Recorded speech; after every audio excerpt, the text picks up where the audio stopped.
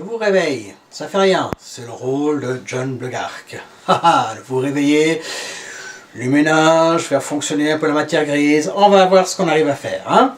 Pour aujourd'hui, j'aimerais d'abord tous faire un petit aparté sur les nouvelles du jour qui sont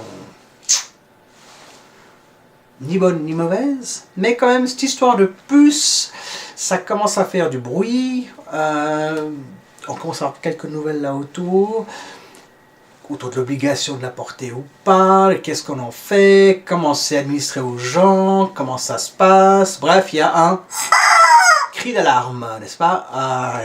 Regardez, mais bref, je vous en parlerai une autre fois dès que j'aurai plus d'informations, dès que ce sera, et puis que le chien restera tranquille là-dessus, parce que alors celui-là, c'est même les peluches, bon, tant pis, reste avec moi, comme ça c'est très bien, voilà, heureux, bien, tranquille. Je continue donc, l'histoire que je vais vous raconter aujourd'hui est une histoire de vacances. Alors, la famille Plongier, les parents et 2 enfants, un garçon de 4 ans et une fille de 7 ans. Ils partent pour le sud de la France. Ils ont déjà fait 5 heures de voiture. Il fait chaud, c'est le mois de juillet, un soleil de plomb.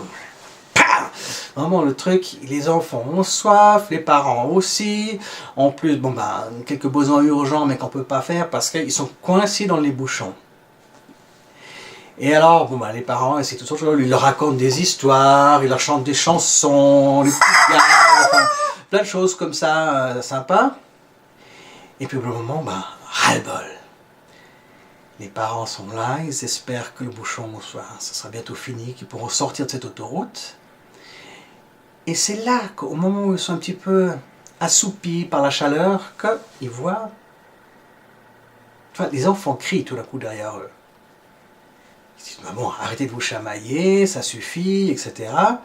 Puis les enfants disent, mais on n'est pas en train de se bagarrer, il y a le petit monsieur. Alors là, les parents, quand même, bon, on leur a raconté des histoires, mais quel petit monsieur? Mais le petit monsieur, il est là, il saute sur les voitures. Alors les parents commencent à chercher, à savoir où... Qu'est-ce que c'est? Enfin, c'est cette histoire de petit monsieur, il ne voit rien, il y a le soleil qui leur tape dans les yeux. Enfin, et tout d'un coup, qu'est-ce qu'il voit? Le petit monsieur.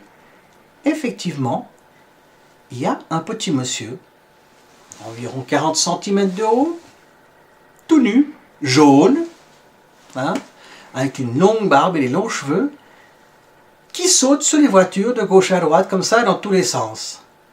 Il y a des gens qui sortent leur appareil photo, leur téléphone portable, les tablettes, tout ce qu'ils peuvent pour photographier ça. Et le manège dure à peu près un quart d'heure.